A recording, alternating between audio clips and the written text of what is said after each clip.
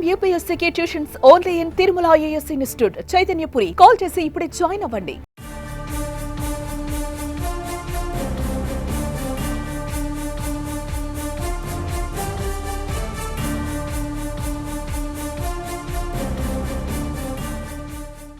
YCP నేత వల్లభనేని వంశీ అరెస్టుపై మంత్రి నారా లోకేష్ తొలిసారిగా స్పందించారు. వైసీపీ అధికారంలో ఉన్నప్పుడు ఆ పార్టీ నేతలు రెచ్చిపోయారని లోకేష్ మండిపడ్డారు.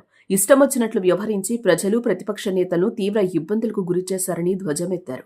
విశాఖ పర్యటన ముగించుకుని గన్నవరం విమానాశ్రయానికి చేరుకున్న సందర్భంగా లోకేష్ ఈ వ్యాఖ్యలు చేశారు. ఇక 2019-2024 మధ్య ఆంధ్రప్రదేశ్లో ఎలాంటి పాలన జరిగిందో రాష్ట్ర ప్రజలందరికీ తెలుసునన్నారు. ప్రజా సమస్యలు తెలుసుకునేందుకు ప్రతిపక్ష నేతలు, ప్రజానాయకులు వెళితే వారిని ఇబ్బందులకు గురిచేసి వేధించారని ఆగ్రహించారు. అప్పటి ప్రతిపక్ష నేతైన చంద్రబాబు నాయుడిని సైతం బయటకు రానివ్వకుండా ఇంటి గేట్లను తాళ్లతో కట్టారని ఆరోపించారు. ప్రెస్ మీట్ పెట్టి వైసీపీ ప్రభుత్వాన్ని, జగన్మోహన్ రెడ్డిని ప్రశ్నిస్తే కేసులు పెట్టారని మండిపడ్డారు. జగన్ సర్కార్లో మంగళగిరి, గన్నవరం టీడీపీ కార్యాలయాలపై దాడులు చేశారని ఆగ్రహించారు. ఓ ఎస్సీ వ్యక్తిని కిడ్నాప్ చేసి కేసు విత్డ్రా చేయించిన వ్యక్తి మాజీ ఎమ్మెల్యే వంశీ అని లోకేష్ మండిపడ్డారు. కిడ్నాప్ కేసు వల్లభనేని వంశీని జైలుకు పంపిందని చెప్పుకొచ్చారు. అన్ని విషయాలు త్వరలో బయటకొస్తాయని, న్యాయపరమైన చర్యలు తీసుకుంటామని అన్నారు.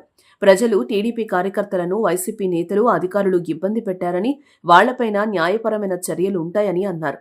ఇదే విషయాన్ని యువగళం సందర్భంగా బహిరంగ సభల్లో రెడ్ బుక్ గురించి చెప్పినట్లు మంత్రి లోకేష్ గుర్తు చేశారు.